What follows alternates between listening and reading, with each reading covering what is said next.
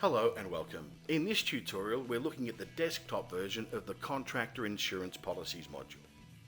This module facilitates storage and management of various contractor insurance policies, including the ability to set policy expiry reminders and assign responsibility for management to other users with manager level access to this module. Like all system modules, the access and inclusions visible in this module vary according to individual user access levels, which are controlled via the user management module. For the purpose of this tutorial, we're seeing everything as a workplace administrator would see it. This module features the same fundamental layout as all modules in the system. Below the module name and icon are the main controls. In this case, a link back to the contractor management homepage, the option to add a new record, and the option to export all data from the module in CSV format. To the right of the module are the help notes and link to this video tutorial. Any records added prior to March 16, 2016 are contained within the archive that's accessible via the icon below the help tools. Archived records can be edited, viewed and exported. However, not all the functionality contained in the current Contractor Insurance Policy module is available in the archive. And below is the module list view.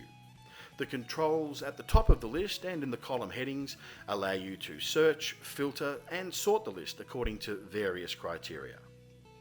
The small export icon at the far right of the search and filter tools allows for export of the records after they've been filtered. And like the main module export functions, this allows for selection of the data fields to be included in the export. Mousing over the icons in the Action column displays the various options for managing existing records in the module. And to add a new contractor insurance policy, select the plus icon, which in turn displays the Contractor Insurance Policy form. Selecting the up icon at the top of the form returns to the list view, but it does not save the record.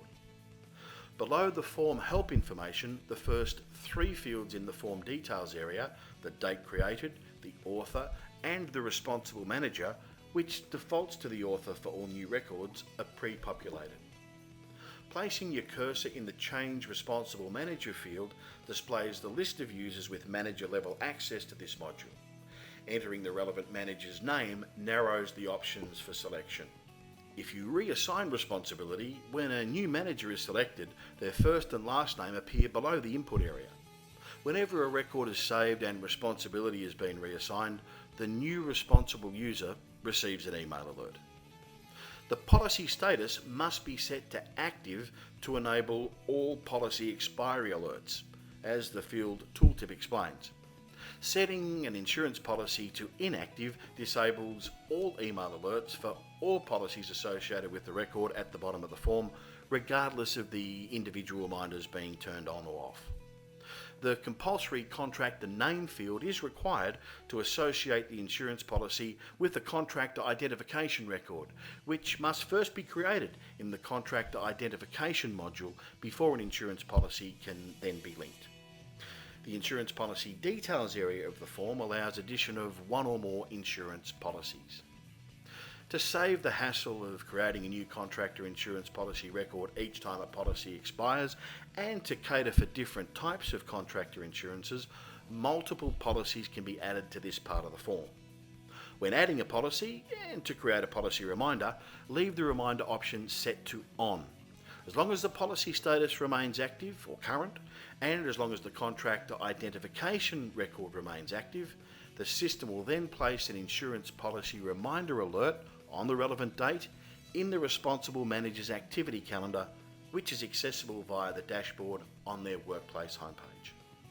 The contractor insurance policy record can actually be edited directly from the calendar reminder, or return here to the Contractor Insurance Policies module and edit the relevant insurance policy. The reminders can then be turned off, a replacement policy added, and a new reminder scheduled. And that completes this tutorial. For more information, please refer to the module help notes at any time. Thank you very much for watching.